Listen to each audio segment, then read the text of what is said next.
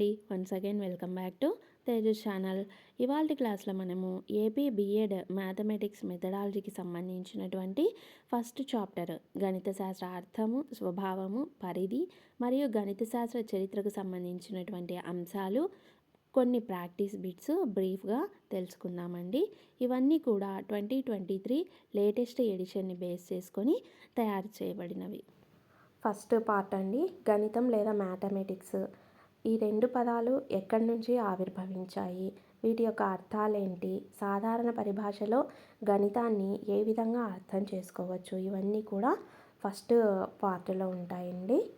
ఇక అనేక మంది శాస్త్రవేత్తలు గణితానికి ఇచ్చినటువంటి నిర్వచనాలన్నీ కూడా ఒక దగ్గర చేర్చడం జరిగిందండి. తరువాతి టాపిక్ గణిత శాస్త్ర స్వభావము. గణిత స్వభావాన్ని 10 పాయింట్లలో కొత్త టెక్స్ట్ బుక్లో ఇచ్చారండి. గణితం ఖచ్చితత్వం గల శాస్త్రమని, అత్యంత క్రమశిక్షణ గల శాస్త్రమని, గణితం నిర్దిష్ట క్రమాన్ని పాటిస్తుందని, గణితము అమూర్త భావనల శాస్త్రంగా చెప్పవచ్చని, ఇలా గణిత స్వభావాన్ని వివరించారు.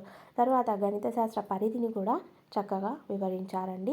అత్యంత ఎలాబరేటెడ్గా ఇచ్చిన టాపిక్ అయితే గణిత శాస్త్ర చరిత్ర. ఇది గణిత చరిత్రను గణిత పాఠాలలో ఎందుకు చేర్చాలి అనే విషయాన్ని సూయి అనే శాస్త్రవేత్త 5 కారణాలతో వివరించారండి. ఇక గణిత చరిత్రను గణిత బోధనలో మిళితం చేయటం పైన సూచనలు ఏంటి, అలా మిళితం చేయటం వల్ల వచ్చే ప్రాబ్లమ్స్ ఏంటి, అసలు గణిత చరిత్రను ఉపాధ్యాయులు విద్యార్థులు తెలుసుకోవడం వల్ల ఉపయోగాలు ఏంటి, ఇవన్నీ కూడా కొత్త టెక్స్ట్ బుక్లో ఇచ్చారండి. ఇక ప్రాక్టీస్ బిట్స్ విషయానికి వస్తే టెక్స్ట్ బుక్లోని ప్రతి పాయింట్ని కూడా బిట్గా మార్చి ఇవ్వడం జరిగింది.